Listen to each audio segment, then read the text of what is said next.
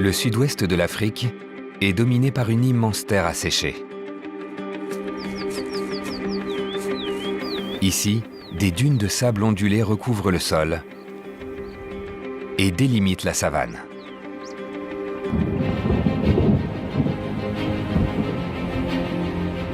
L'eau de pluie s'y évapore aussi vite qu'elle est tombée. Mais par endroits, au milieu de cette étendue sableuse, la roche parvient à grimper haut dans le ciel et l'eau a étanché les plus grandes soifs. Ces différents environnements forment un kaléidoscope de paysages et de vie et offrent au Kalahari toute sa diversité.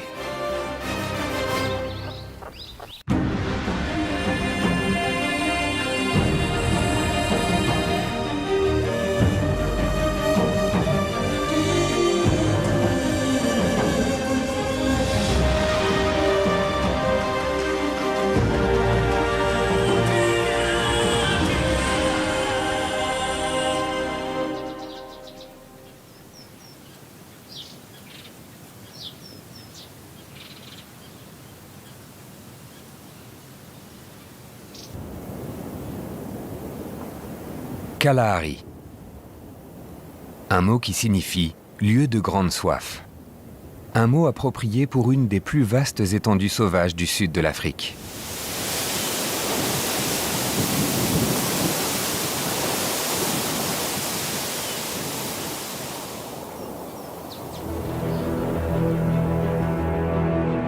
Le Kalahari fait 25% de plus que la taille du Texas. Il se situe sur un plateau du sud-ouest de l'Afrique. Les 60 millions d'années d'érosion ont recouvert la roche-mère du désert de plus de 60 mètres de sable. Et c'est bien ce sol sableux qui caractérise cette terre aride.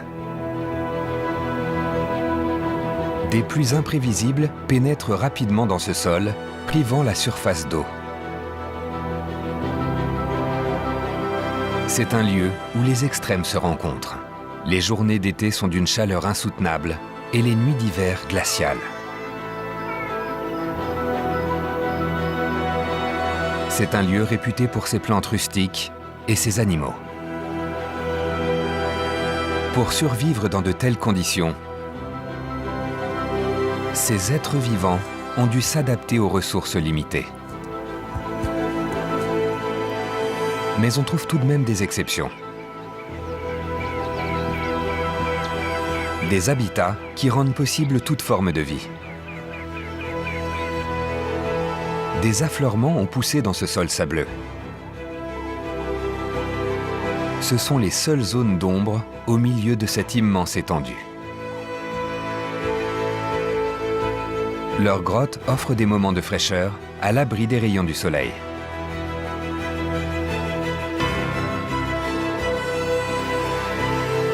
Et là où le fleuve coule au milieu de déserts sableux, la plus grande oasis d'Afrique offre tout ce qu'il faut, aux grandes comme aux petites créatures.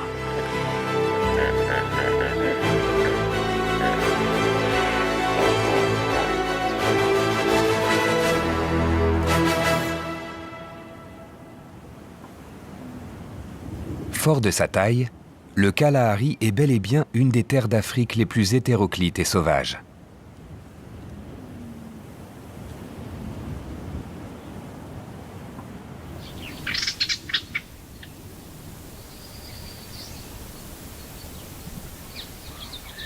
Le soleil se lève au-dessus du sud de cette région unique. Une de ses créatures les plus emblématiques commence alors sa journée. Le suricate.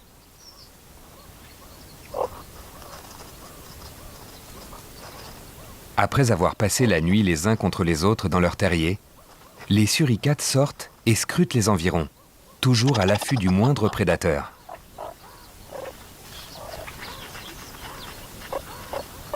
Et aujourd'hui, ils doivent redoubler de vigilance.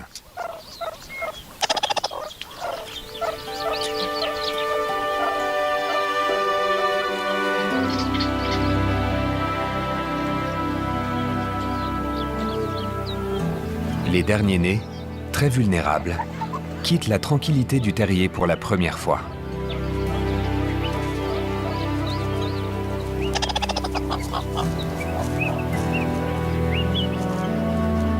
Ces petits ont seulement 3 semaines.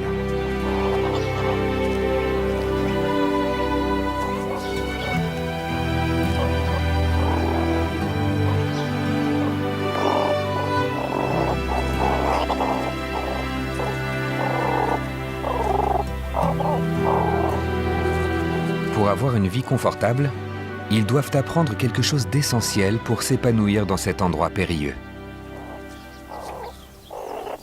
Creuser.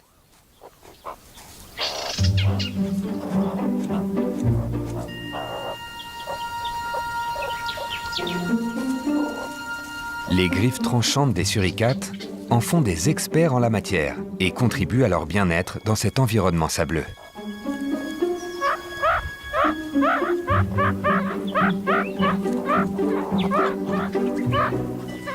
Ils se nourrissent principalement d'insectes attrapés à quelques centimètres sous la surface du sol. Les aînés et les cousins des plus petits vont les fournir en proie pour plusieurs semaines, complétant ainsi le lait maternel.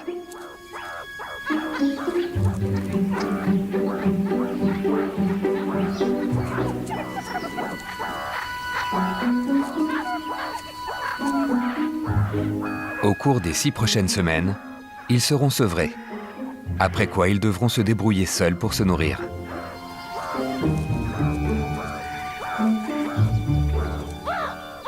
Ils doivent apprendre à trouver eux-mêmes leur nourriture avant, s'ils veulent survivre. Mais creuser n'est pas seulement vital en termes d'alimentation. L'été, au Kalahari, lorsque le soleil est au zénith, les températures atteignent en moyenne les 38 degrés Celsius et peuvent monter jusqu'à 40. En hiver, comme c'est le cas ici, les températures nocturnes peuvent descendre jusqu'à moins 12 degrés.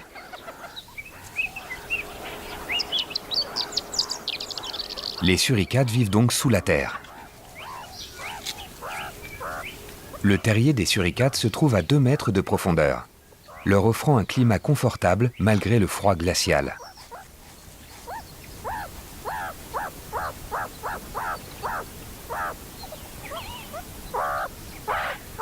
Les suricates parviennent à s'épanouir dans le désert du Kalahari.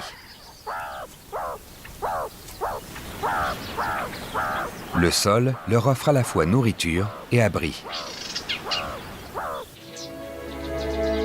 Mais toutes les espèces ne parviennent pas à se protéger des conditions extrêmes du Kalahari.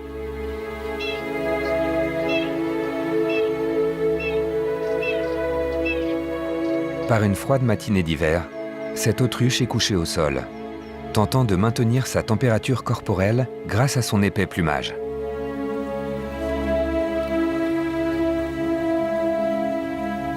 Mais le froid n'est pas le seul problème.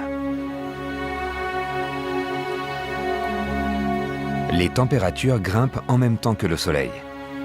Elles peuvent atteindre les 30 degrés Celsius, même en plein hiver.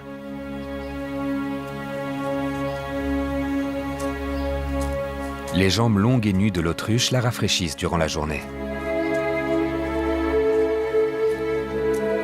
De même que ses ailes lorsqu'elle les déploie.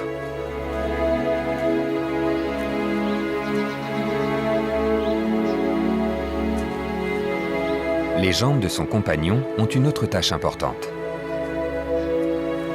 Ses tibias écarlates indiquent un taux de testostérone élevé. L'hiver s'achève. C'est le début de la saison des amours.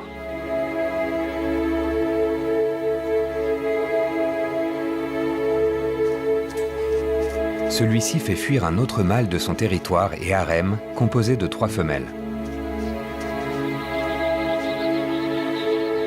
Le système d'incubation des autruches est particulier. Toutes les femelles vont déposer leurs œufs dans le même nid, mais seule la première à le faire sera accompagnée du mâle pendant cette période.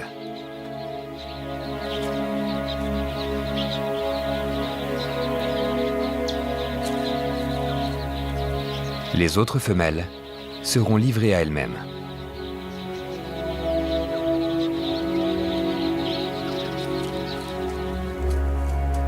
Du Du haut de leurs 2 mètres, les autruches ont un bon point de vue pour guetter leurs plus grandes menaces.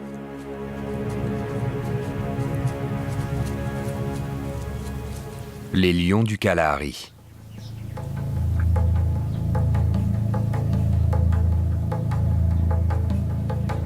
Ce mâle imposant vient de monter une coalition avec un jeune associé. Ensemble, ils contrôlent un territoire de près de 2800 km². Ils peuvent également s'accoupler avec la troupe de femelles qui y vivent. Au cœur de l'été, les lions savent que leurs proies se rassemblent dans les lits de rivières asséchées.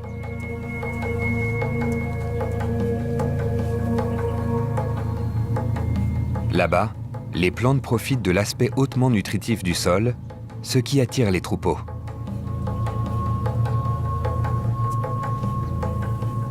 Ici, les grands herbivores peinent à survivre. Les lions du Kalahari peuvent donc plus compter sur des petites proies que leurs homologues partout ailleurs.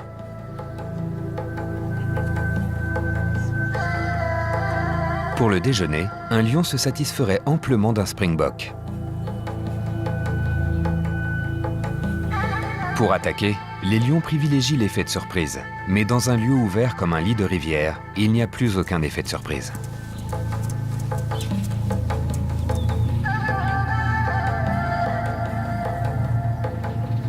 Un springbok peut atteindre les 88 km/h. C'est bien au-delà des capacités du prédateur.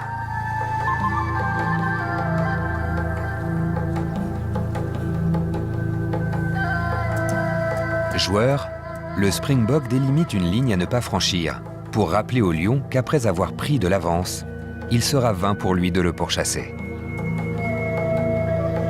Et ça, le lion le sait. En évitant cette course-poursuite, le springbok a économisé une énergie vitale.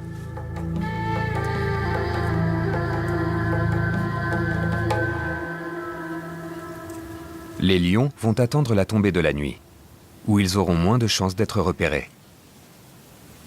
Les springboks peuvent à présent continuer leur chemin en toute sécurité.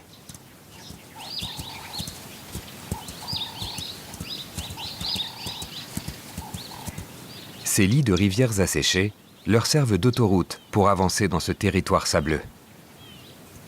Ils y trouvent de la nourriture dans les pires conditions.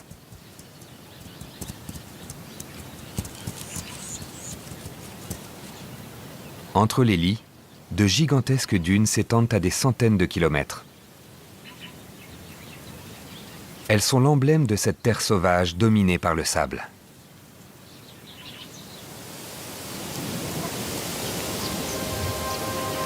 Mais à quelques 800 km au nord, des reliefs totalement différents s'extirpent du sol du Kalahari. Le site de Tsodilo, dans le nord du Botswana, forme une île rocheuse au milieu d'un océan de sable.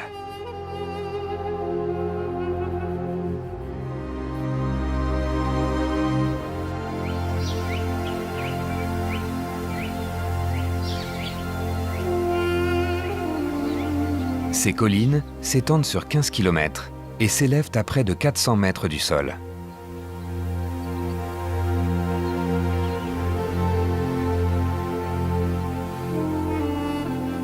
Ce sont les seuls sommets aussi hauts, à plus de 250 km à la ronde.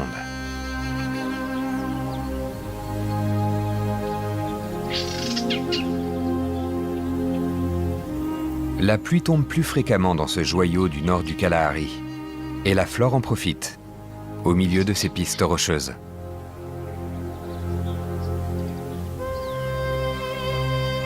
Formées sous des températures et des pressions importantes sous le sol, ces roches de quartz résistent depuis des millénaires aux effets de l'érosion.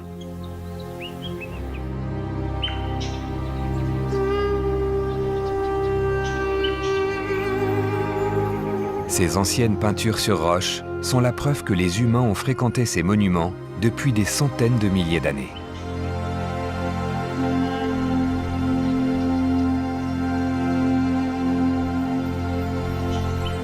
Ces roches offrent plus qu'un voyage dans le passé. Elles offrent un peu d'ombre à toute forme de vie locale. On y trouve d'ailleurs une espèce qui ne vit nulle part ailleurs sur Terre.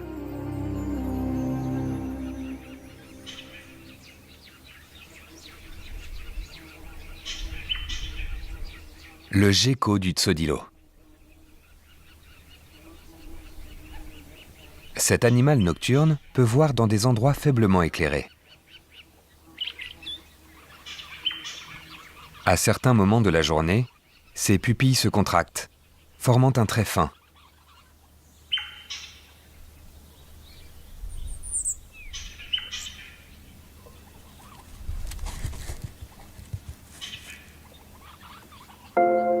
Pour s'agripper à la roche, les pattes du gecko sont dotées de coussinets adhésifs recouverts de poils microscopiques. Il escalade les murs de la grotte pour aller chercher les insectes dans les fissures.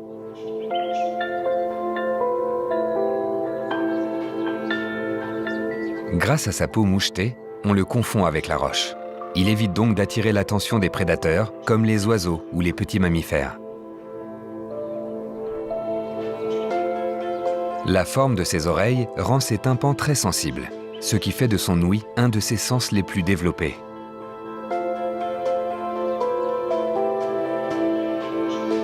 Et même quand les prédateurs les plus silencieux le surprennent, il peut compter sur son système de défense d'urgence.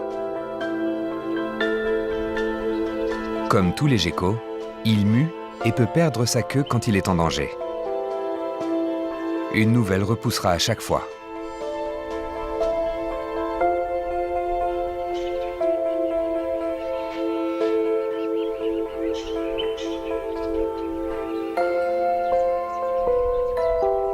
Avec l'évolution, cette espèce s'est adaptée à ces affleurements isolés. Les geckos du Tsodilo ne s'aventurent que rarement dans la savane voisine.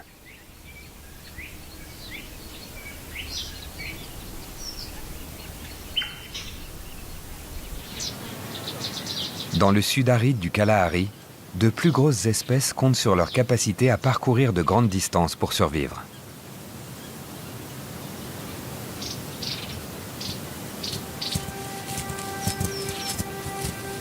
Ici, des troupeaux de bubales patrouillent dans une étendue de près de 1000 km².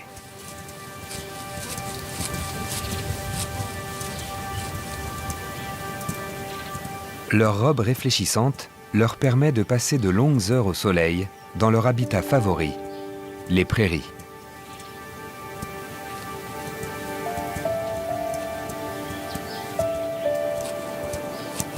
Mais ces grandes antilopes luttent pour trouver de quoi se nourrir durant les périodes les plus arides.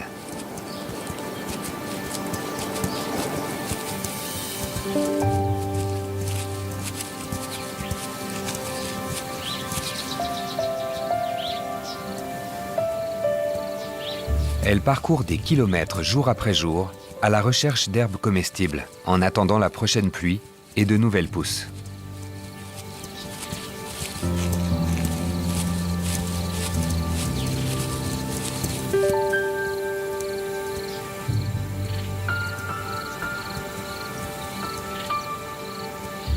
Au coucher du soleil, elles s'arrêtent et se rassemblent pour éviter d'attirer l'attention des lions.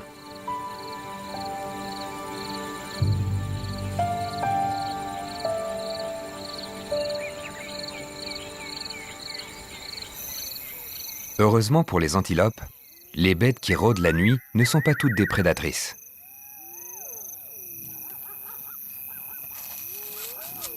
Ces renards à oreilles de chauve-souris ont passé la nuit dans leur terrier afin d'éviter la chaleur.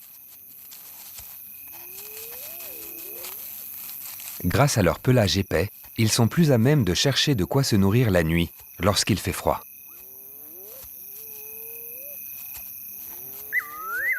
Ils sont parfaitement équipés pour chasser leur proie dans l'obscurité. Leurs grandes oreilles discernent les plus petits mouvements. Même sous le sol.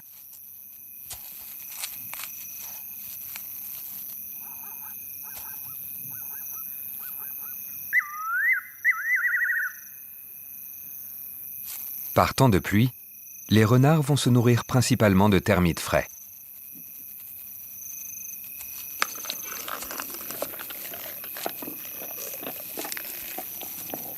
Mais quand l'hiver est sec, leur nouvelle proie sont les rongeurs. Une petite souris est amplement suffisante pour rassasier un petit renard.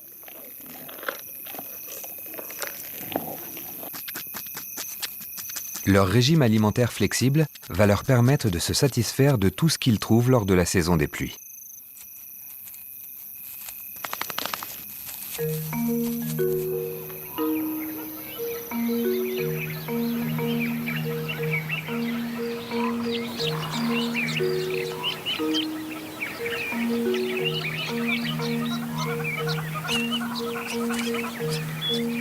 Le traquet fourmilier se nourrit uniquement d'insectes.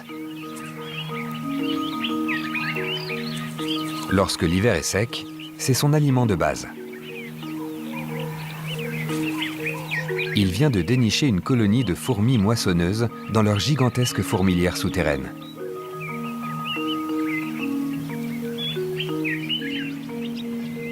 Elle offre isolation et protection contre la plupart des prédateurs. Mais les fourmis doivent se nourrir. Une armée d'ouvrières sort chercher de la nourriture sous forme de graines d'herbacées.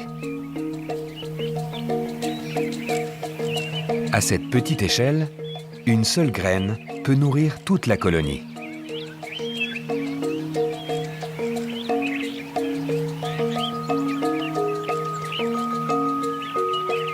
C'est une tâche fastidieuse.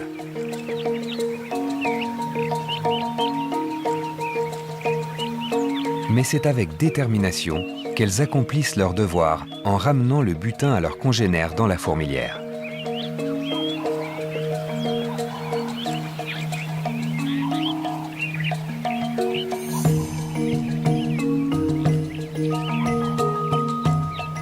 Les glaneuses risquent de se faire dévorer pour servir sur un plateau celles restées en sous-sol.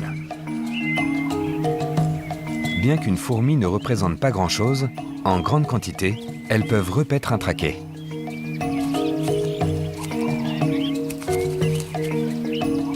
Celui-ci doit constamment chercher des proies.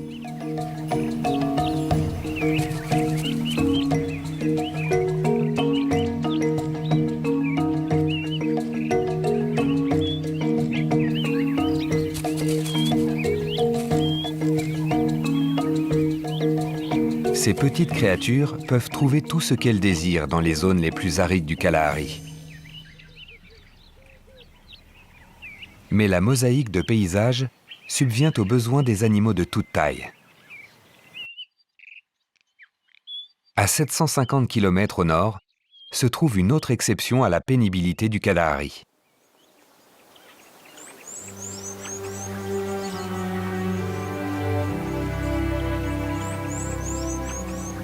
Un endroit où même les géants trouvent ce qu'ils veulent pour s'épanouir.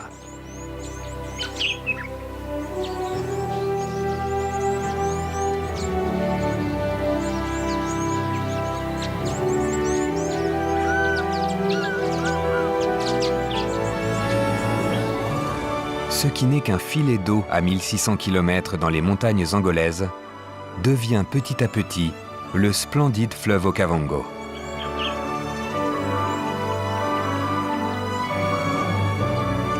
Au cœur de la saison sèche du Kalahari, l'eau de crue s'est accumulée pendant des mois et atteint le nord du Botswana. Ce fleuve pourrait remplir 4 millions de piscines olympiques.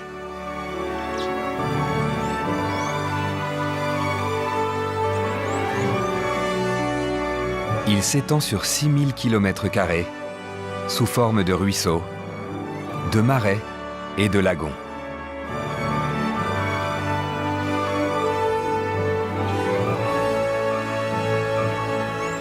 Bienvenue au delta d'Okavango. Un endroit où vivent plus de 480 espèces d'oiseaux.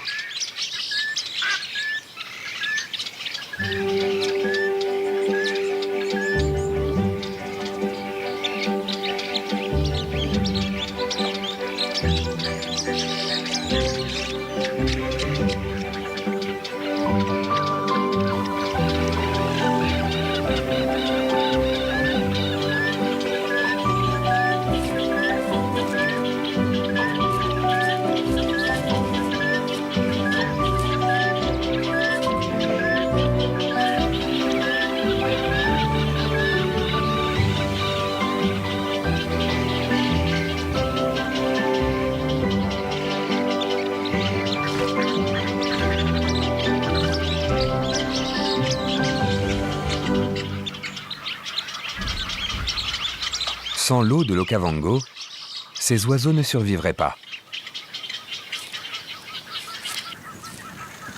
Pas plus que tous les troupeaux de grands herbivores.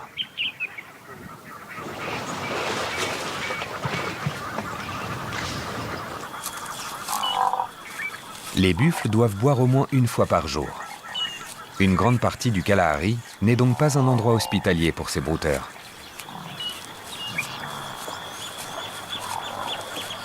Ils se rassemblent ici par centaines et trouvent toute l'eau dont ils ont besoin, même pendant la période de sécheresse. Mais ils ne doivent pas s'aventurer trop loin, car dans ces eaux, le danger rôde.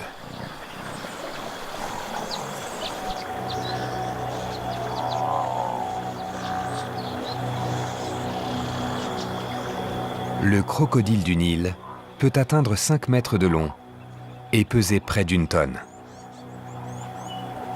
Ces puissants carnivores arrivent des profondeurs pour surprendre les proies en train de se désaltérer.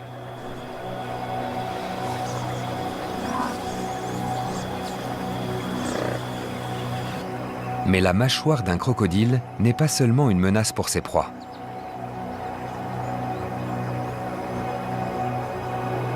Un petit s'est aventuré sur le territoire d'un mâle. Il n'en faut pas plus pour provoquer un combat.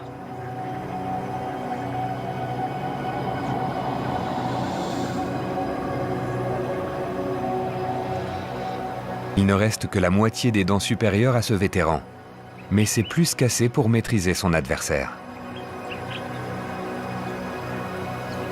Il inspire profondément pour se préparer à porter le coup de grâce.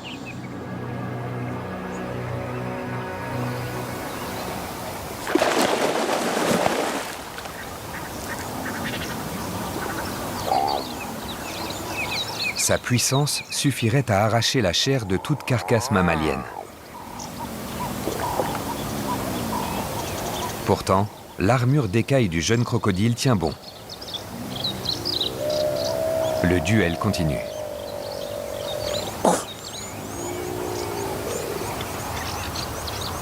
Dans l'eau, le vétéran a l'avantage. Il se prépare à nouveau.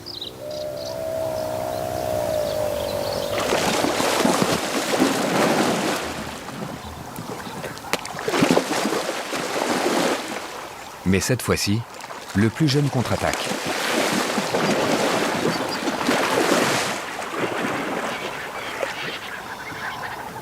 Et il parvient à s'échapper.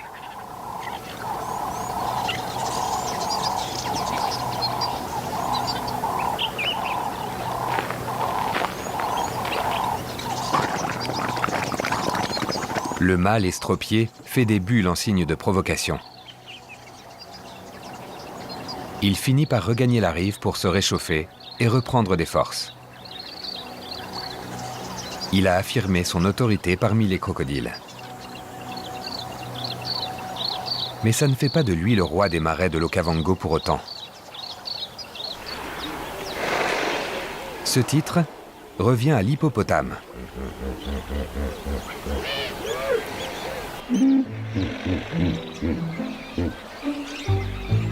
Un mâle peut peser plus de 3 tonnes. Et sa mâchoire n'a rien à envier à celle des crocodiles. Les hippopotames passent la nuit à brouter de l'herbe, en consommant jusqu'à 40 kilos. Ils passent la journée sous l'eau pour se protéger des rayons du soleil.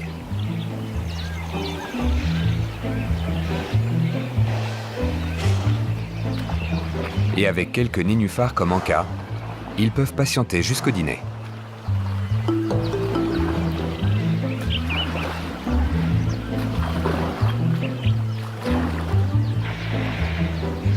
Les eaux de surface du delta sont un parfait habitat pour l'animal aquatique qu'est l'hippopotame.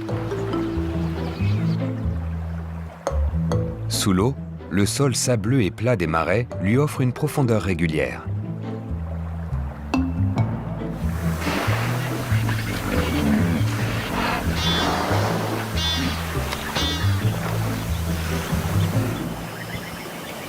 Mais ce n'est pas un animal qui profite au mieux du delta, c'est une plante.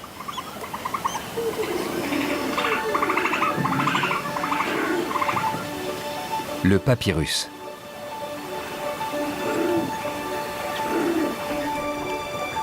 C'est une des plantes qui pousse le plus vite au monde. C'est elle qui domine le cours d'eau. Le courant régulier de l'eau extirpe de la nourriture du sol sableux. Le papyrus a la capacité de recycler la nourriture qu'il absorbe en ingurgitant les mauvaises herbes et en les transformant en de nouvelles pousses, afin que celles-ci deviennent grandes et fournies.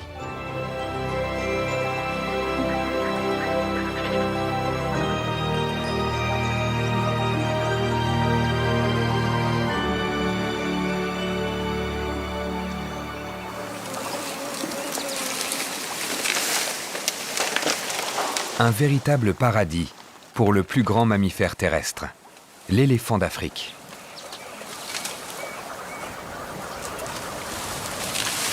Un mâle mature consomme près de 300 kg de nourriture par jour.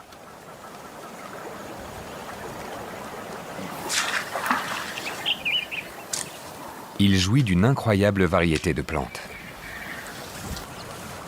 Et même les tiges filandreuses du papyrus ne sont pas épargnées.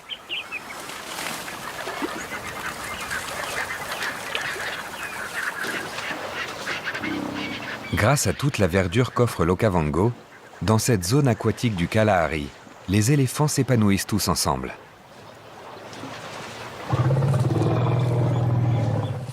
Et chaque mouvement de ce géant peut se transformer en festin pour les petites créatures voisines. Le héron garde-bœuf peut se saisir des insectes extraits de l'herbe et profiter du festin à plus petite échelle.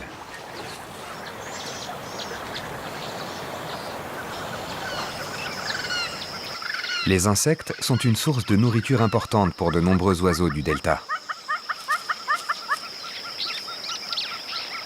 C'est le cas des calaos au bec rouge et de ceux au bec jaune.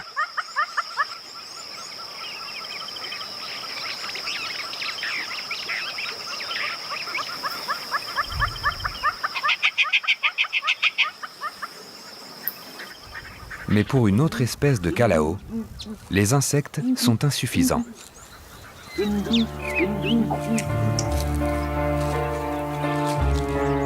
Le bucorfe du Sud fait la taille d'une dinde.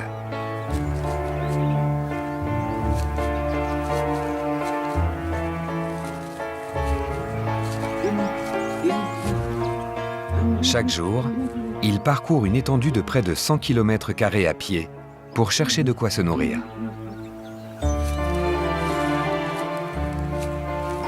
Le territoire de ce groupe inclut une des grandes îles du delta.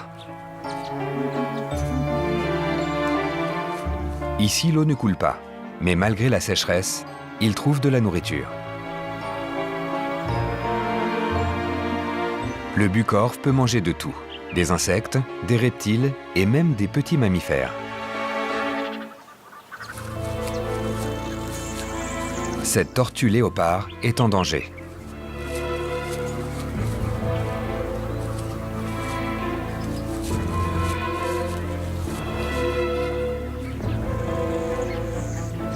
Les bucorves l'ont prise pour cible.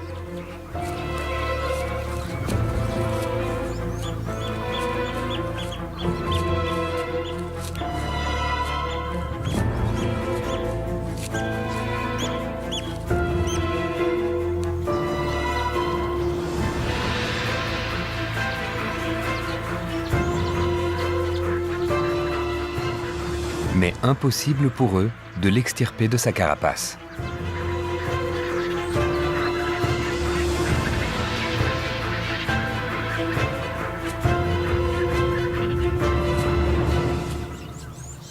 La tortue survit à cette épreuve et les oiseaux s'en vont chasser ailleurs.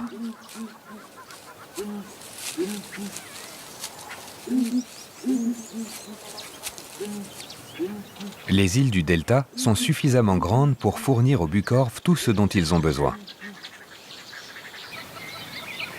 Pour un autre prédateur emblématique de cette région, la stratégie d'attaque est très différente.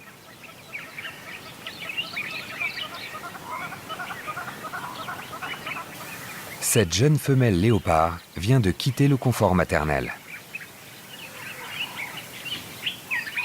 Les grands arbres du delta lui offrent d'excellents points de vue. D'ici, elle peut guetter ses proies. Et un autre groupe de jeunes individus ferait bien de s'en méfier.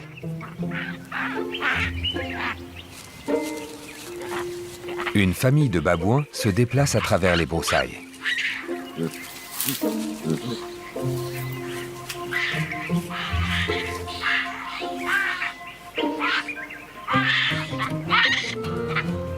La nature luxuriante du delta leur rend la vie plutôt confortable.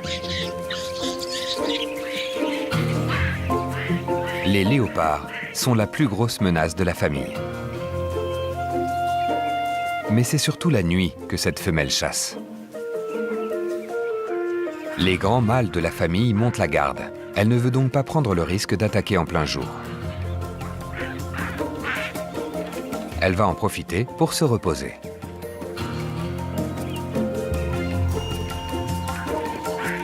Les petits babouins peuvent jouer en toute tranquillité.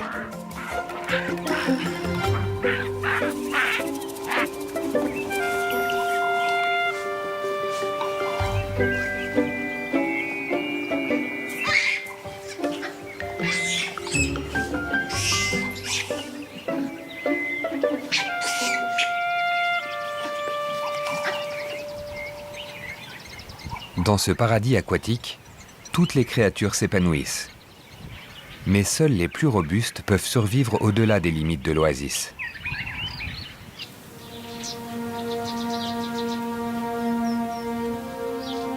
Au cœur de la saison sèche, le sud du Kalahari n'offre que très peu de verdure. Et encore moins d'eau.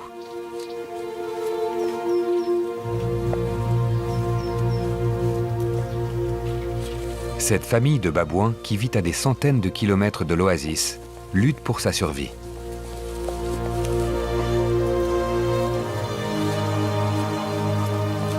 Mais même ici, ils peuvent trouver de quoi se nourrir.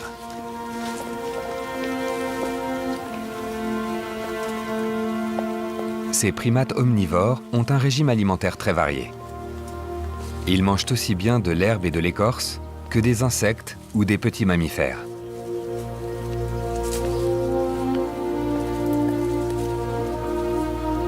La dextérité de leurs mains leur permet de se saisir de tout ce qu'ils veulent au pied d'un acacia.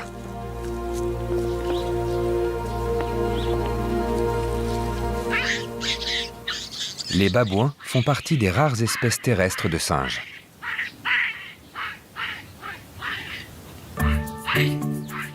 Mais ils se débrouillent très bien pour ce qui est de grimper aux arbres.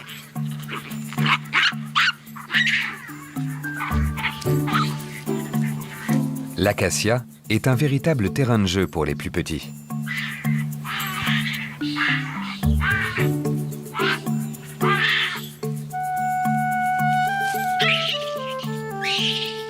Malgré l'apparence inhospitalière de leur habitat, la famille a suffisamment d'énergie pour jouer encore et encore.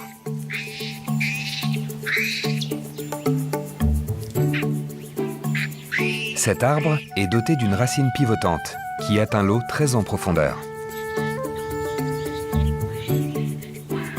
Cela permet à de nouvelles pousses de voir le jour et offre aux babouins de la nourriture même pendant les périodes les plus rudes.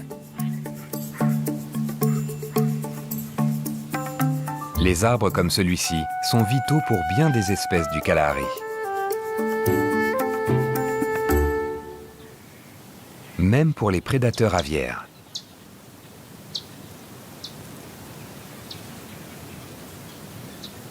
Les cerfs du grand-duc de Véro ont assez de force pour soulever une proie de sa taille. Ils chassent la nuit et passent la journée à l'ombre sur une branche d'arbre. Pendant que le grand-duc se repose, d'autres rapaces sont à la chasse.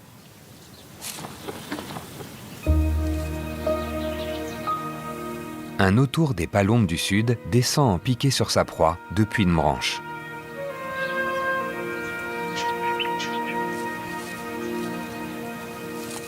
Un inconnu vient le regarder déguster sa dernière prise.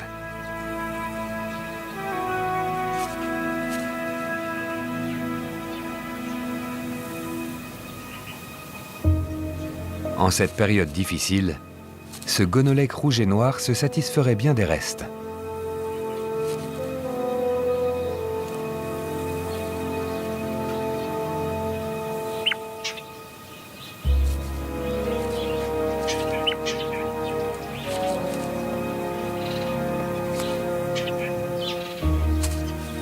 L'autour des palombes n'est pas intimidé par ce petit gabarit. A priori, il ne lui en laissera pas une miette.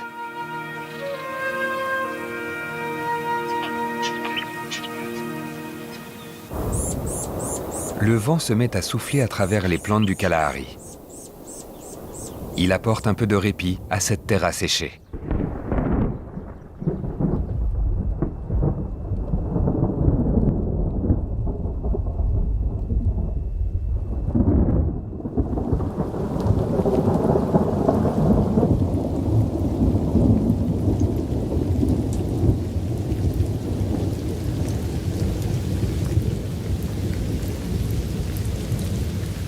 La pluie vient enfin abreuver le sol.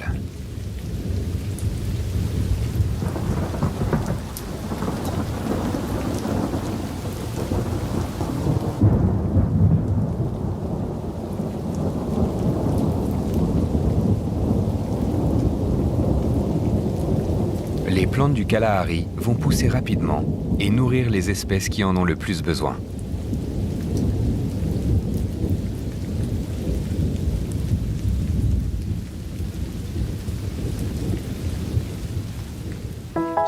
Au matin, le soleil se fraye un chemin à travers les nuages et offre une nouvelle lumière au Kalahari. La pluie a offert à toutes les espèces de nouvelles sources de nourriture.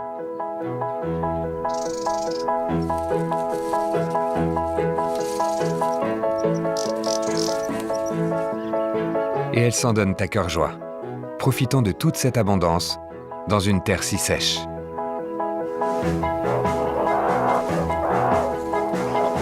Pour la famille suricate, c'est un cadeau à un moment crucial.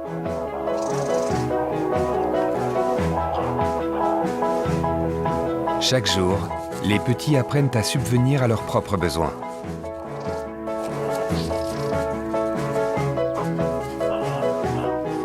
La pluie est venue accompagnée de nombreux insectes.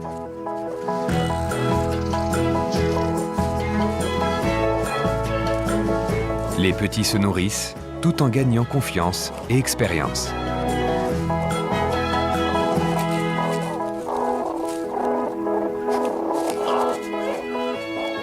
Certains partiront bientôt pour rejoindre de nouvelles familles.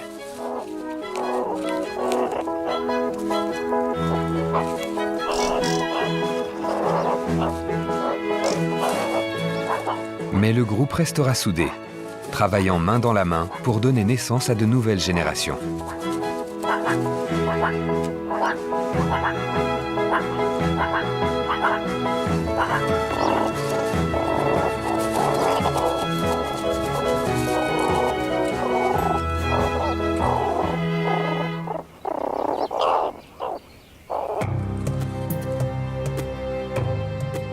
Dans son immensité, le Kalahari est bien plus qu'un désert stérile. Ici, la vie sous toutes ses formes bat son plein.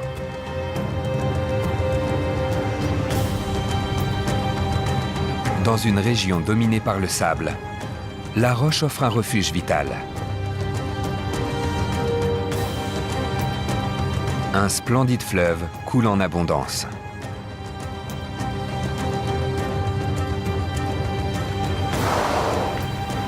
Cette eau offre à certaines espèces tout ce dont elles ont besoin.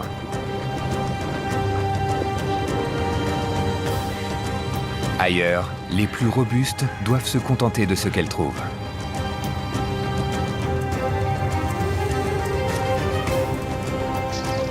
Cette terre hétéroclite offre des espèces très variées.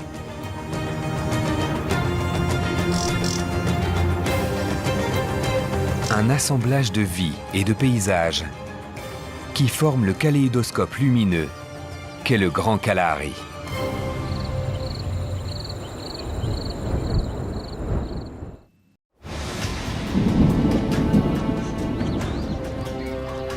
Le cratère du Ngorongoro est aussi beau qu'il est surprenant.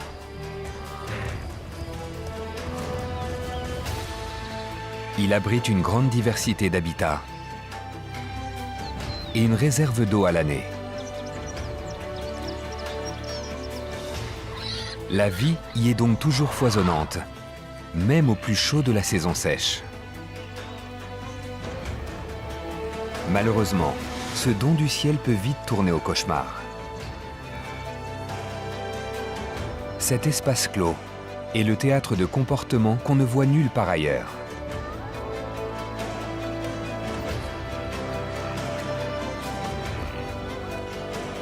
Voici le cratère du Ngorongoro,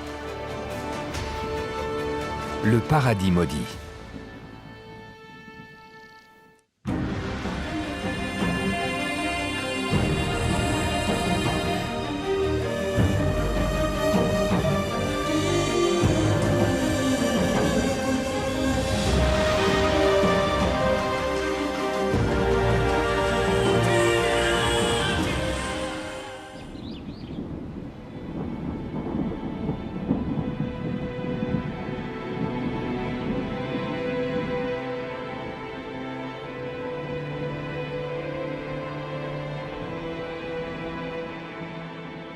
Il y a 40 millions d'années, le rifting a commencé.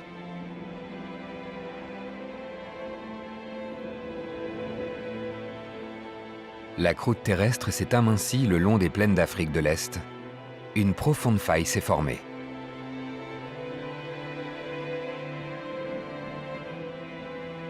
Tandis que le continent se séparait en deux, la Terre s'est effondrée de chaque côté. Et la lave a jailli de ses entrailles.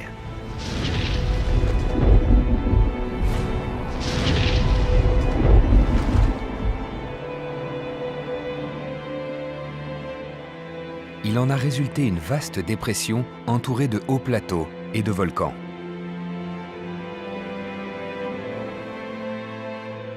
C'est la vallée du Grand Rift.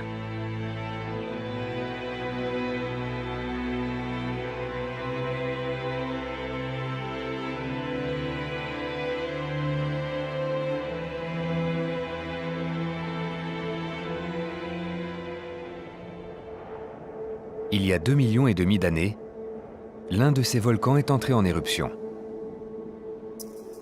Le volcan du Ngorongoro faisait à peu près la même taille que le Kilimandjaro.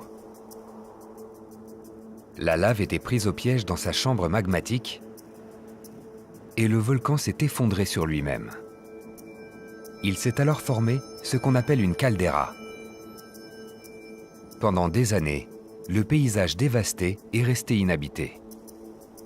Puis les feux se sont éteints, les parois escarpées ont refroidi et la végétation a lentement repris ses droits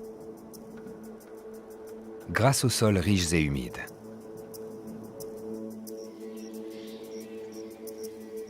Les herbivores en quête de nourriture pénétrèrent dans l'enceinte et descendirent dans le cratère.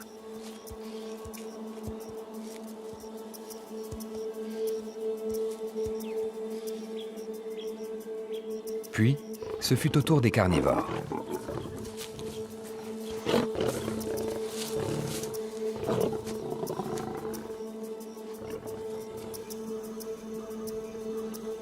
Puisqu'ils n'avaient aucune raison de partir, les animaux s'y sont installés, créant ainsi une oasis de vie sauvage, le cratère du Ngorongoro.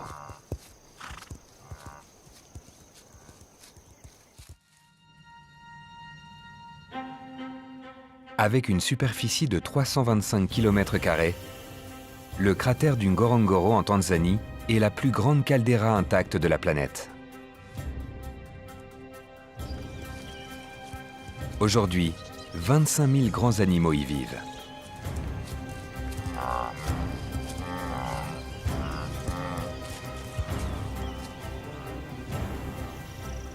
On y trouve la plus forte concentration de carnivores au monde.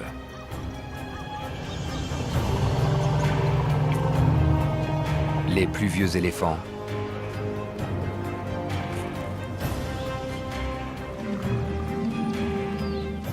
les plus grands herbivores et les oiseaux les plus charismatiques.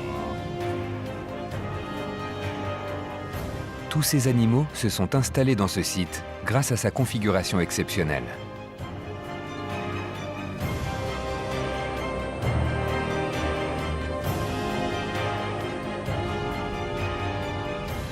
Le cratère du Ngorongoro offre un large éventail d'habitats au sein de son enceinte protégée.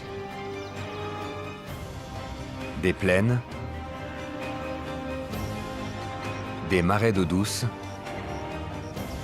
des lacs alcalins, des forêts et des marécages.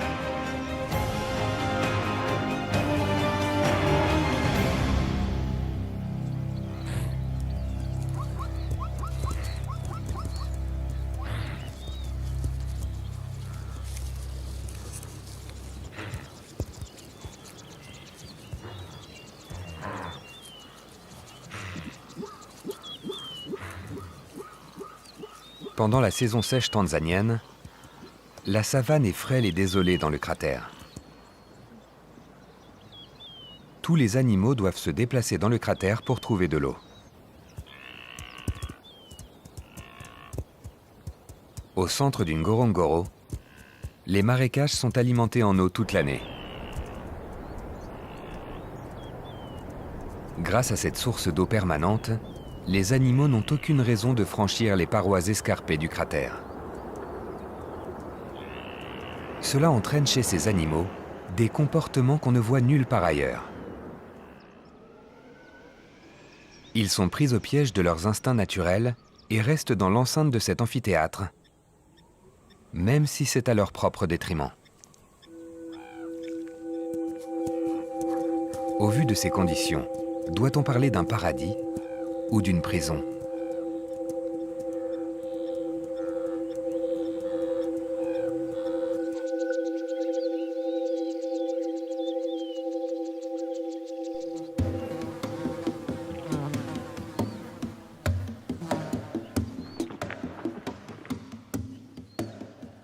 Les lions sont les plus célèbres prédateurs de la savane africaine. Ce sont de redoutables chasseurs en groupe.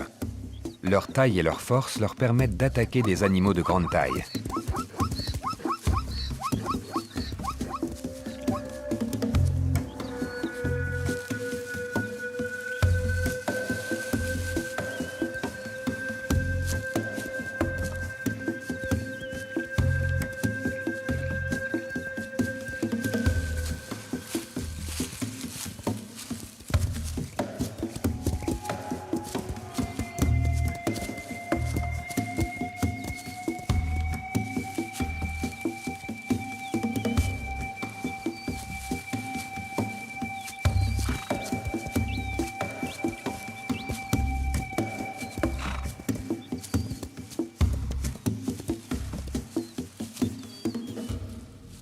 Mais dans le cratère, les lions sont différents. Afin de conserver jalousement les trésors du Ngorongoro, les troupes ont chassé tous les lions migrateurs qui voulaient s'y installer. C'est pour cette raison que le cratère du Ngorongoro est un goulot d'étranglement génétique. Le patrimoine génétique est limité. Tous les lions du cratère sont les descendants d'un seul et unique petit groupe d'individus. Après des générations de croisements, ces lions sont plus fragiles.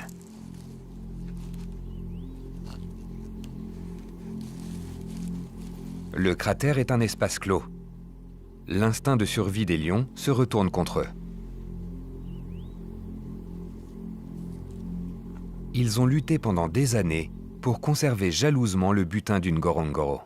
Ils en paient le prix.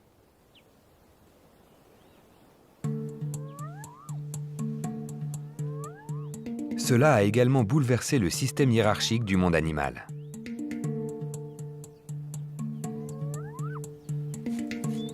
C'est le seul endroit au monde où les lions ne sont pas les rois de la savane.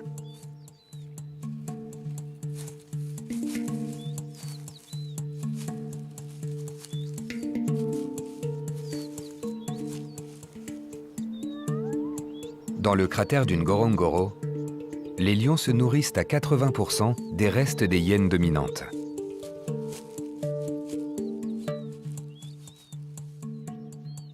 Environ 400 hyènes tachetées vivent dans le cratère. Et ici, leur taille, leur poids et leur efficacité à la chasse sont inégalées.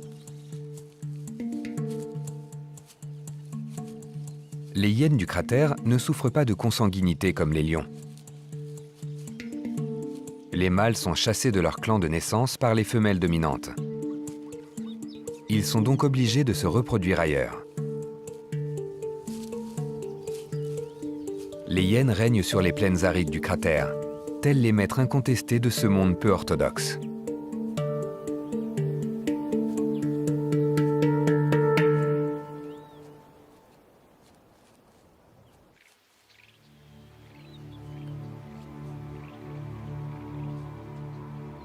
Même en pleine saison sèche, le cratère du Ngorongoro peut s'enorgueillir de ses nombreux habitants. Leur désir de rester est intimement lié à l'histoire de ce territoire. Lors de la formation de la vallée du Grand Rift, de nombreux paysages ont émergé.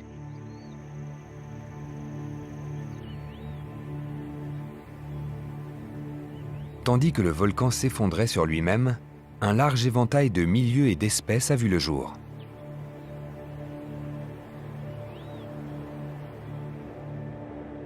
Le cratère est le résultat de ce flux tectonique. Il a ainsi hérité de certaines caractéristiques très intéressantes. Les forêts de montagne retiennent les nuages. Toute la zone est donc copieusement arrosée.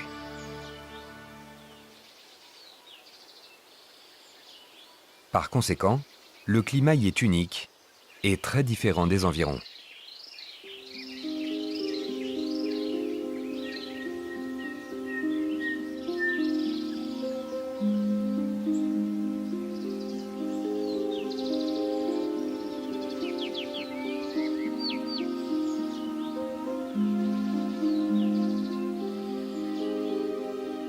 Même pendant la saison sèche, quand ailleurs tout flétrit, les forêts du cratère prospèrent.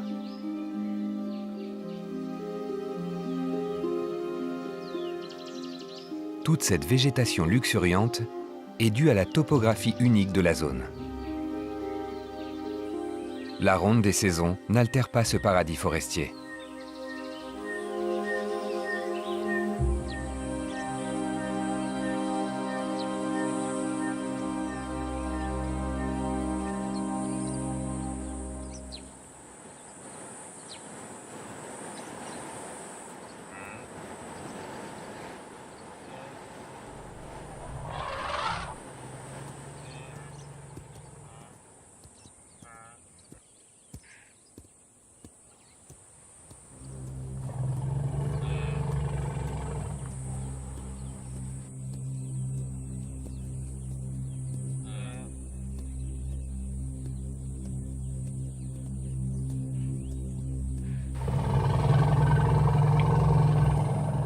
Chaque année, au-delà des parois de la caldeira, des dizaines de milliers d'animaux quittent la plaine du Serengeti pour fuir la saison sèche tanzanienne. Mais dans le cratère, les animaux ne bougent pas. Ils circulent chaque jour dans le fond du cratère, à la recherche de pâturage et d'eau.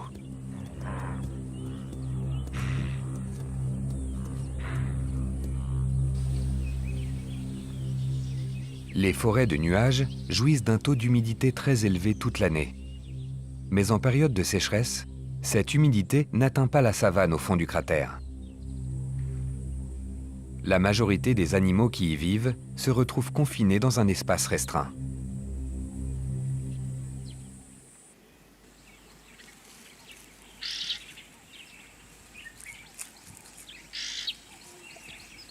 Les gnous sont obligés de se nourrir dans la savane du cratère du Ngorongoro. Leurs larges museaux et leurs lèvres lâches sont parfaitement adaptés à leur alimentation rapide.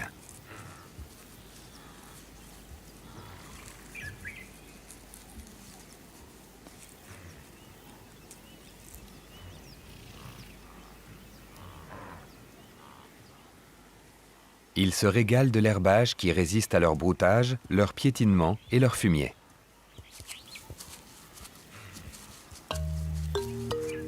Ils ne peuvent brouter les pâturages des hauteurs car ceux-ci sont trop fragiles pour résister à leur comportement alimentaire tumultueux. Les gnous sont donc obligés de rester sur les bas plateaux desséchés.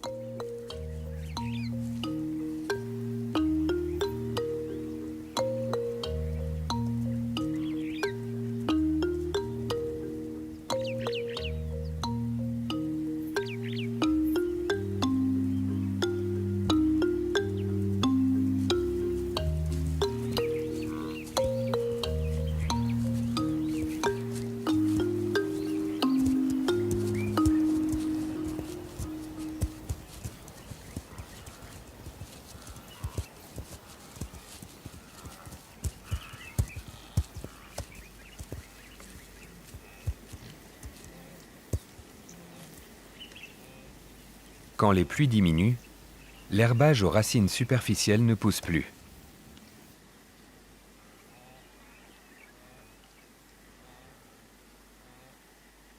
La nature confinée du cratère transforme ces plaines en déserts arides et surpeuplés.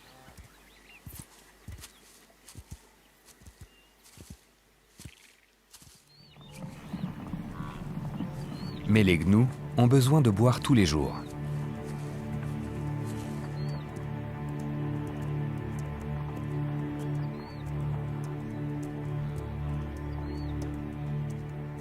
Ils doivent se limiter au pâturage à moins de 15 km de l'eau.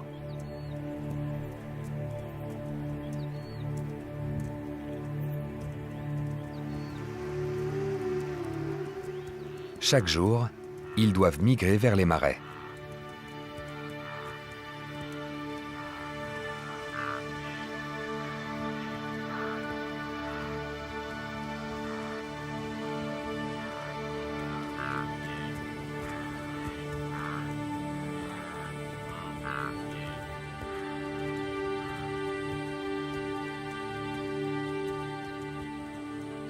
Ils ne sont pas les seuls prisonniers de ce cercle infernal.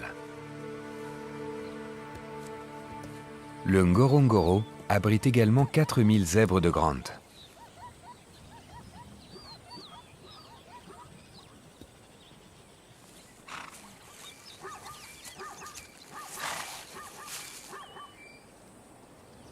Ces deux groupes d'animaux broutent en permanence, tandis qu'ils se déplacent dans le fond du cratère pour atteindre les marais et y trouver de l'eau.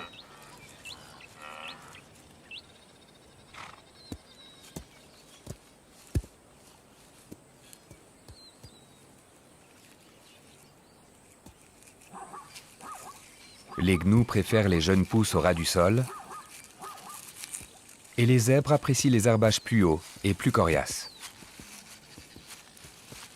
Les zèbres sont des brouteurs défricheurs.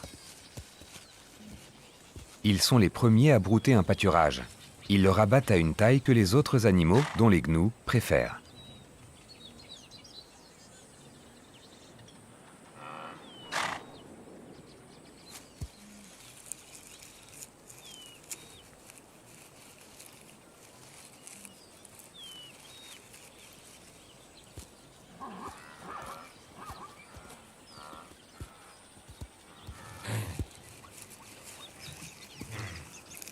En se déplaçant en troupeaux mixtes plus importants, les animaux ont moins de chances d'être attaqués, puisqu'ils distraient les prédateurs.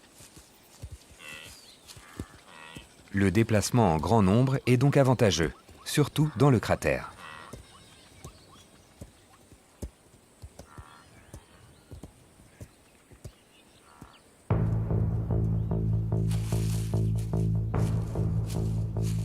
Pour les charognards, la saison sèche est riche en opportunités.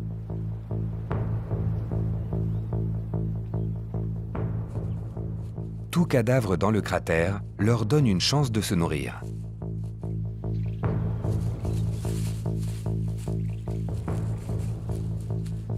Les chacals dorés arpentent les prairies.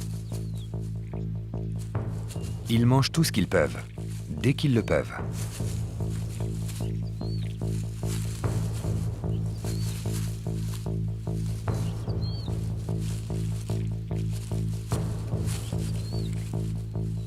Ils sont bien mieux adaptés à la vie en milieu aride que toutes les autres espèces de chacals, car ils peuvent aussi bien se nourrir de fruits et de baies que de rongeurs et de charognes.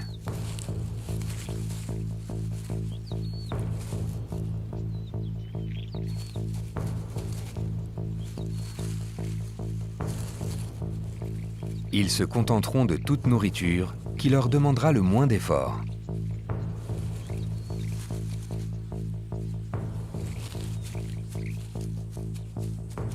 C'est une question de survie dans le cratère du Ngorongoro, car ils ont un ennemi redoutable.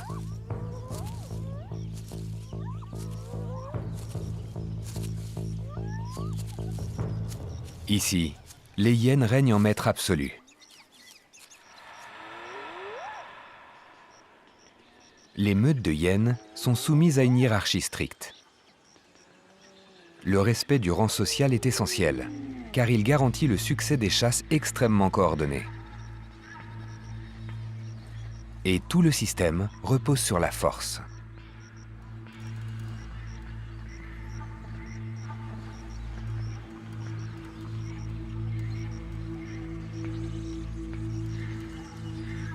Les femelles sont classées selon le nombre de leurs victoires au combat. Dans leur monde, la plus redoutée est celle qui domine.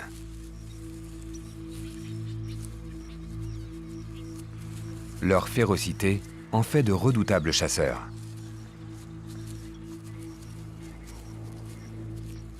Les meilleures combattantes sont prioritaires sur les carcasses. Et elles sont très territoriales.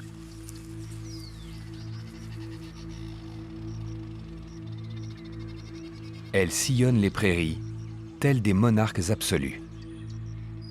Leur force et leur habileté à la chasse sont inégalées.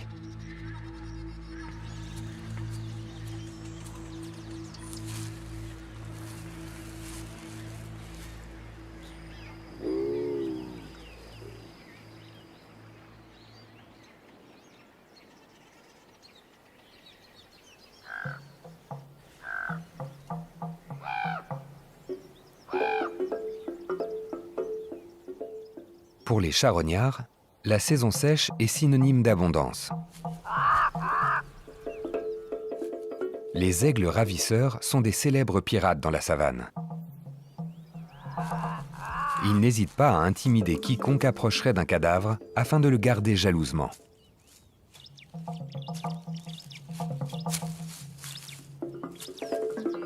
Grâce à leurs yeux perçants et leur vitesse de vol élevée, ils repèrent rapidement la moindre victime du cratère.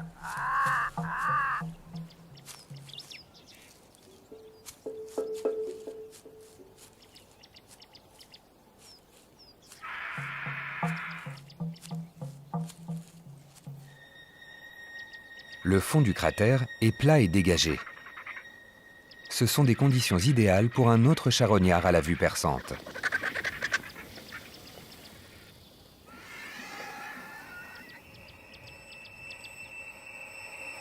Les vautours planent dans les termiques, à la recherche de charognes.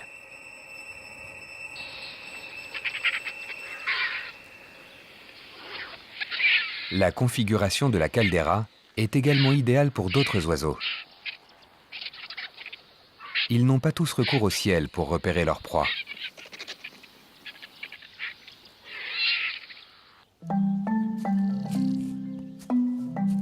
Les messagers sagittaires prospèrent dans les prairies rabougries du cratère, grâce à leur morphologie particulière.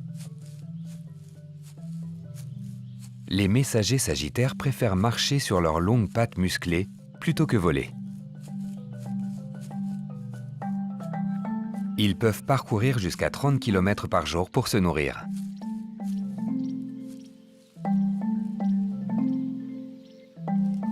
Contrairement à la plupart des rapaces, ils ne tuent pas leur proie avec leur bec, mais avec leurs pattes.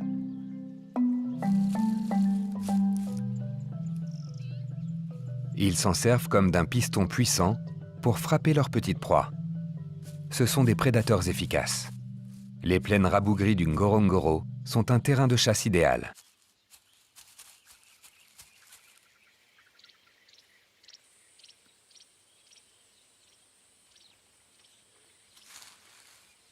La configuration à ciel ouvert convient également aux plus grands oiseaux du cratère.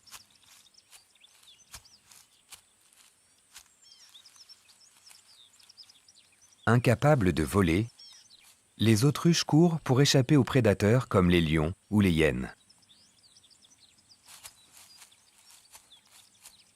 Quand c'est nécessaire, elles peuvent atteindre 70 km/h lors d'un sprint. Mais quand il n'y a pas de danger, elles font autre chose. Cette danse est une parade nuptiale.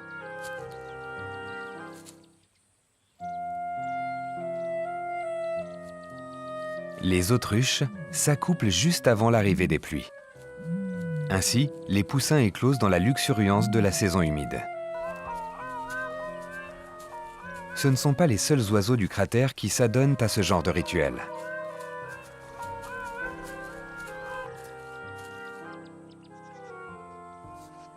Les grues royales attendent impatiemment les pluies. Ces oiseaux très élégants construisent leurs nids dans les zones humides. Mais ils ont eux aussi quitté leur habitat naturel pour se nourrir.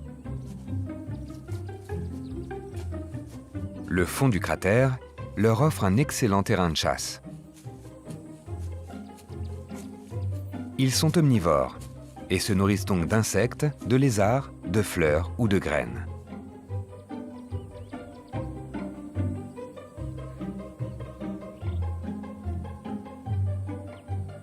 La végétation basse et rabougrie de la savane leur permet de ratisser le sol de leurs longues pattes pour débusquer leur proie.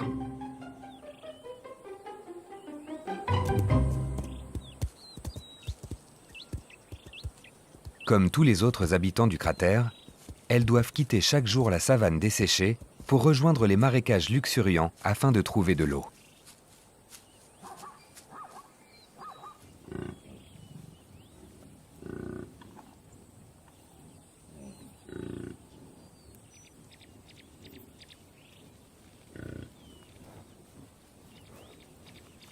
Dans ces conditions, élever un petit n'a rien de simple.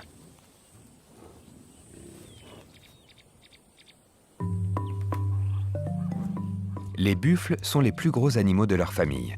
Ils ont besoin de beaucoup d'eau pour leurs impressionnantes corpulences.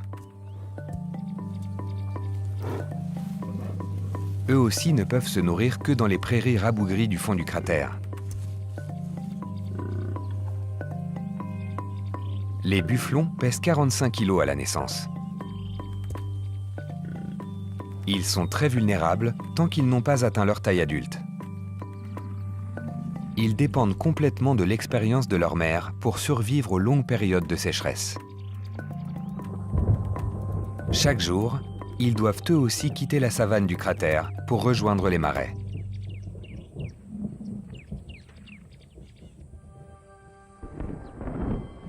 L'eau est l'élément sous-jacent à la présence continue des animaux dans le Ngorongoro.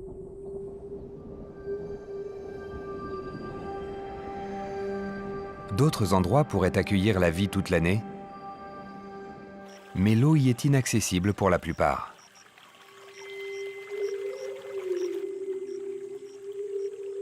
Les lacs de la vallée du Grand Rift sont le résultat de forces géologiques agressives. C'est ce qui explique les caractéristiques inhospitalières de certains d'entre eux. Avant le rifting, il n'y avait pas de lac en Afrique. Le violent bouleversement du paysage a permis à l'eau de s'y accumuler.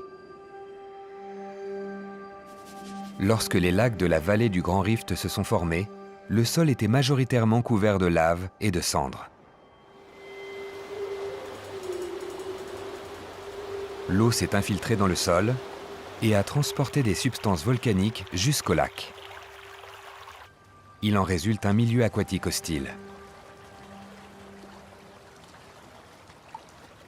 Le lac Natron est au pied de l'Oldouano Lengai, à une centaine de kilomètres au nord du Ngorongoro.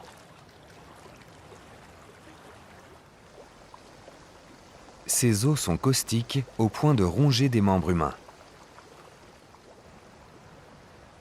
Il ne reçoit que 400 mm d'eau par an sous forme de précipitations, dont la majorité n'est qu'illusion. L'eau s'évapore avant même d'atteindre la surface du lac.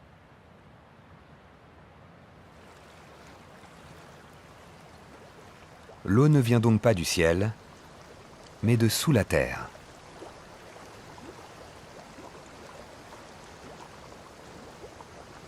Très peu d'êtres vivants peuvent survivre dans ces eaux volcaniques. Mais des micro-organismes s'y épanouissent. Il faut les grossir 1000 fois pour les voir. La Spirulina platensis se développe dans les eaux riches en carbonate, sous de hautes températures et un grand ensoleillement. C'est une source de nourriture pour l'un des plus anciens oiseaux de la planète.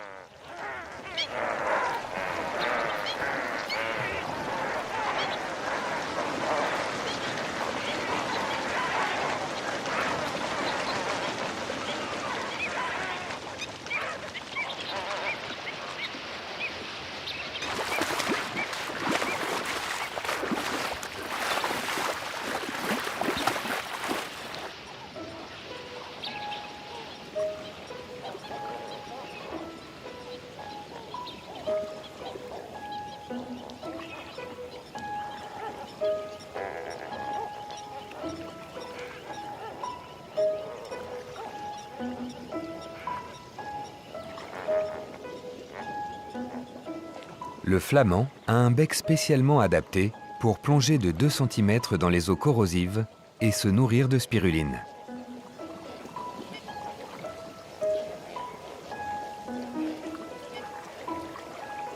L'arc épais de son bec lui permet d'aspirer de grandes quantités d'eau qui passent à travers les lamelles qui bordent ses mandibules. Il filtre ainsi sa nourriture.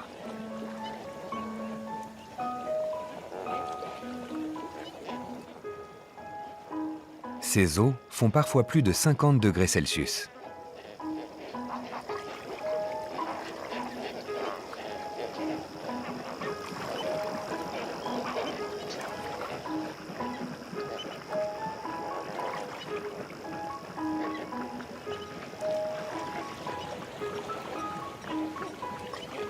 Le flamand a de solides pattes sans plumes.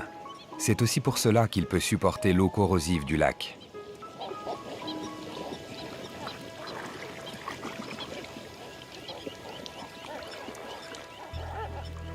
Il peut donc patauger dans les bancs de vase au milieu du lac. Ceux-ci ne sont guère plus hospitaliers que les eaux qui les entourent. Les températures sont élevées et les vents violents. Il n'y a pratiquement pas de végétation. Et la plupart des mammifères sont incapables de se déplacer dans l'épaisse vase.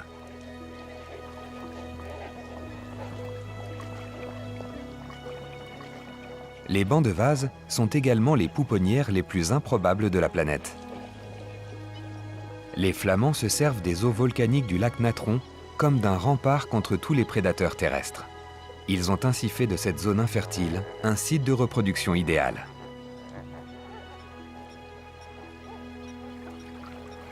C'est le plus grand site de reproduction de flamands au monde.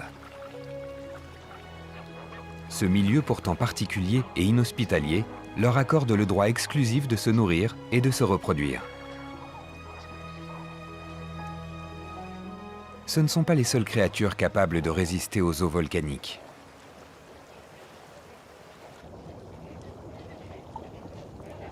Les tilapias alcalins. Ces poissons vivent au bord des sources chaudes. L'eau y atteint 40 degrés Celsius. Ils ont évolué afin de supporter des températures et une alcalinité élevée. Ils sont endémiques des lacs alcalins de la vallée du Grand Rift. Le paysage est rude et impitoyable, mais avec le temps, certaines espèces ont su s'adapter pour survivre. Malgré ce milieu volcanique hostile et la géographie particulière, les animaux qui vivent ici ont appris à s'accommoder des conditions extrêmes. C'est le prix à payer pour profiter d'un havre de paix.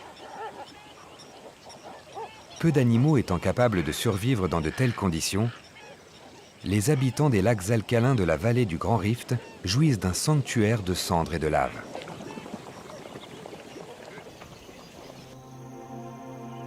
Grâce au massif du Ngorongoro, le cratère est approvisionné en eau toute l'année. En dehors de la caldeira, le fond du cratère d'Empakaï est toujours rempli d'eau et luxuriant. Et ce, malgré les changements climatiques.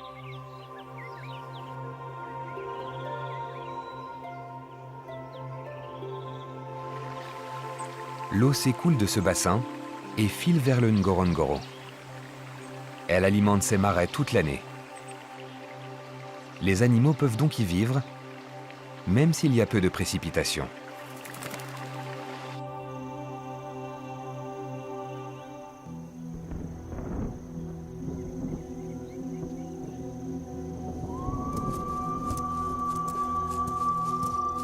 Chaque jour, les habitants doivent traverser la savane du cratère pour rejoindre les sources d'eau. Tous les animaux du cratère se retrouvent donc ensemble.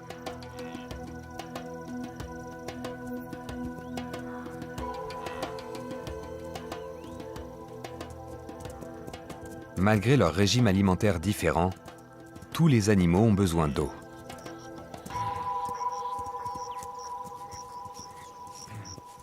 Au cours de la journée, ils sont répartis à divers endroits du fond du cratère. Mais quand vient l'heure de trouver de l'eau, toute la faune sauvage de la réserve se retrouve dans les marais.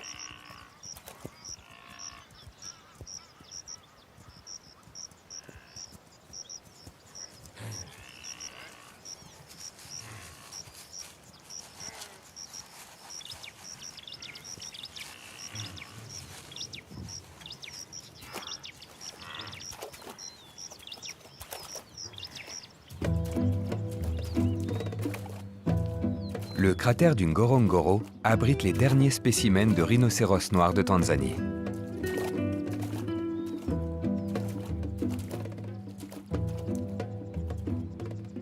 Au plus chaud de la saison sèche, ils y trouvent de l'eau.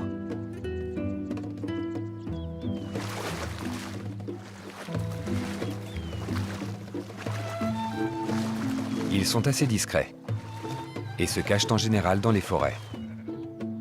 Mais comme les autres animaux, ils sortent de leur cachette pour chercher de la nourriture. Les marais sont la force de vie du cratère du Ngorongoro. C'est ce qui lie tous les habitants de la réserve. C'est uniquement grâce aux marais qu'ils peuvent supporter la saison sèche.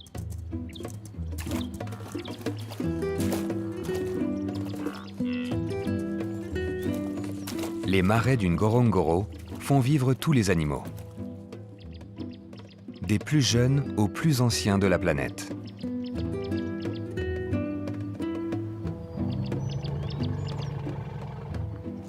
C'est un havre de paix pour les vieux éléphants. Ils déambulent dans le cratère, car celui-ci leur garantit sécurité et isolement.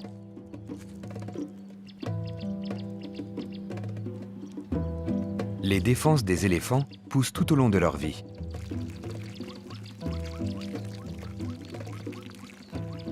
Celles d'un éléphant de 60 ans peuvent peser 120 kg. Dans le cratère du Ngorongoro, les défenses des éléphants atteignent des tailles qu'on ne voit nulle part ailleurs.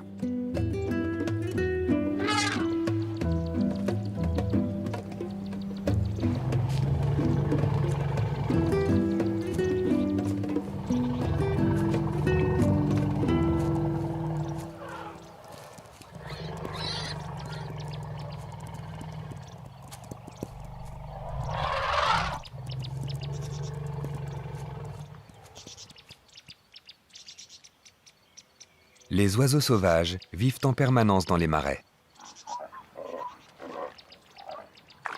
Les pélicans blancs passent leur journée dans l'eau. Le matin, ils pêchent des poissons et ils passent le reste de la journée à se baigner ensemble et à lisser leurs plumes.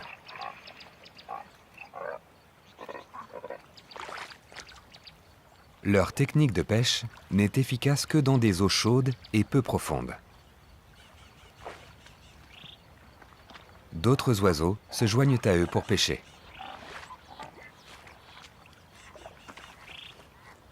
Le Tantale ibis est doté d'un bec parfaitement adapté pour la pêche dans les fleuves qui s'assèchent. Les poissons se retrouvent prisonniers de bassins peu profonds. Les Tantale ibis remuent la vase avec leurs pattes et transpercent les poissons de leur bec tranchant.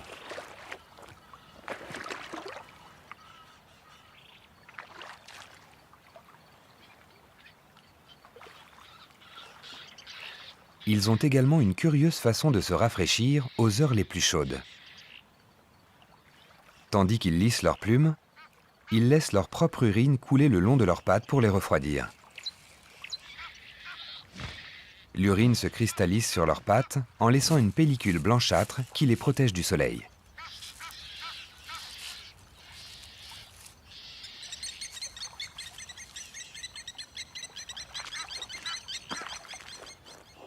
Pour ces oiseaux, l'eau est une source constante de nourriture.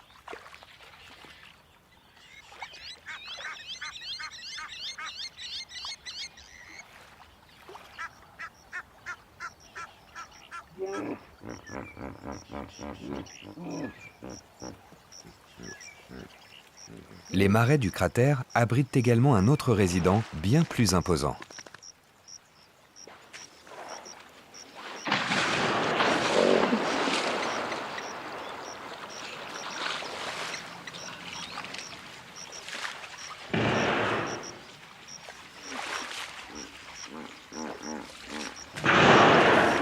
Pour les hippopotames, le confort se résume à un point d'eau leur permettant de s'immerger entièrement.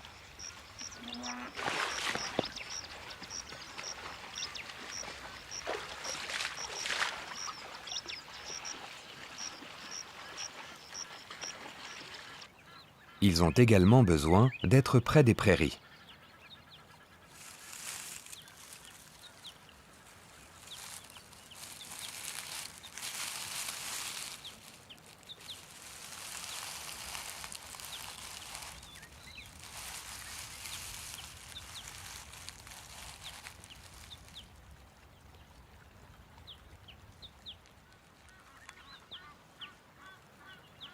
Ce genre de bassin est donc idéal pour eux. Ces marais sont le cœur battant du parc. Ils nourrissent et protègent les habitants du cratère tout au long de l'année.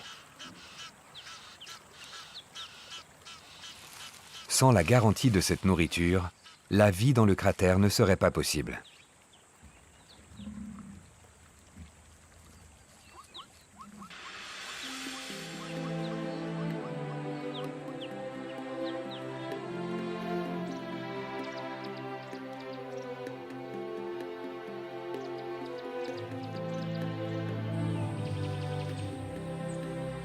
Avec ses parois de plus de 600 mètres de hauteur, la caldeira est protégée des zones environnantes de bien des façons. Elle abrite ses propres grands prédateurs, son propre climat et une variété d'habitats qu'on ne retrouve nulle part ailleurs. Mais ce qui ressemble à première vue à une oasis sauvage peut s'avérer être une prison naturelle. Même au plus chaud de la saison sèche, la plupart des animaux restent et ils supportent les conditions implacables. Des herbivores s'y sont installés, malgré la surpopulation des prairies rabougries et malgré les prédateurs qui rôdent dans cet amphithéâtre. Un approvisionnement en eau à l'année, de nombreux pâturages et la présence élevée de proies potentielles ont attiré tous ces animaux entre les murs du cratère il y a plusieurs milliers d'années. La plupart de leurs descendants n'en sont jamais partis. Enivrés par toutes ces promesses, l'instinct de survie de ces animaux les empêche de quitter le Ngorongoro, même si c'est à leur propre détriment. Ici, la vie suit des règles qui lui sont propres. Fruit d'un milieu volcanique hostile, le cratère du Ngorongoro est à la fois un paradis généreux et un piège mortel. Chaque jour, ses habitants doivent le parcourir pour trouver de l'eau.